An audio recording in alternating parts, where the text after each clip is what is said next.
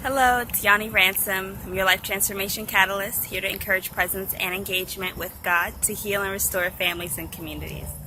I do this by helping women find substance and direction from their life thus far. And I've been having an amazing conversation with Anuradha Kowtha of Manifest by Design.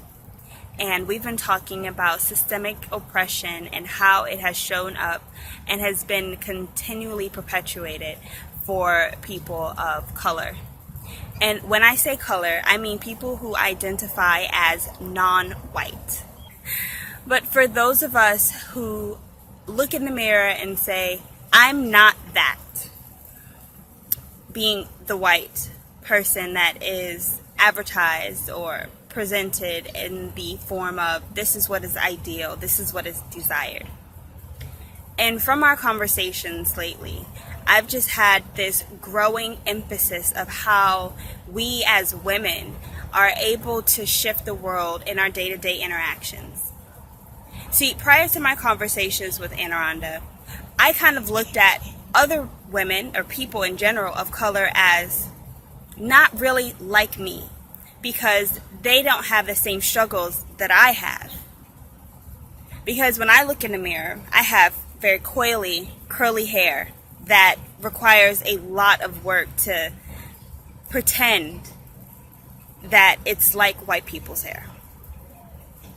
I have very dark skin, and there's no hiding that. I'm not going to bleach it. There's no amount of makeup that is going to sustain me looking like a white person.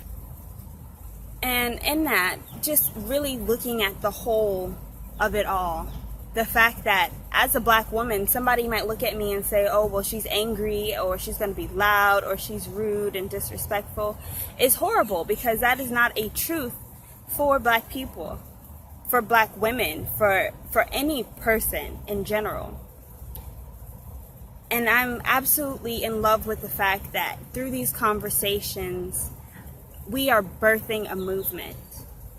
And that movement is to speak to women of color and to support them in understanding how the system is continuously oppressing us, how they are programming us to be oppressed, and how we are able to come together and to shift those ideologies. See, we as women are very, very powerful, and we have forgotten our power. We have forgotten the power of being fully present and feminine. And I believe that as we acknowledge the ways that we have given up our power, that we will find more ways to change the world. Because it's the little moments when you're standing in line and someone says something negative or derogatory because of the color of your skin, and they make an assumption. Is that moment when we would like to be angry or annoyed or frustrated that we choose instead to have compassion and to educate and to expand the person that we are meeting, to contain within us enough love that we are the change that we desire to see in the world. So I want to invite you to have this conversation with us. As a woman of color, to my sisters of color, of all color, I'm inviting you to come and have a conversation and to learn more about how you have been oppressed.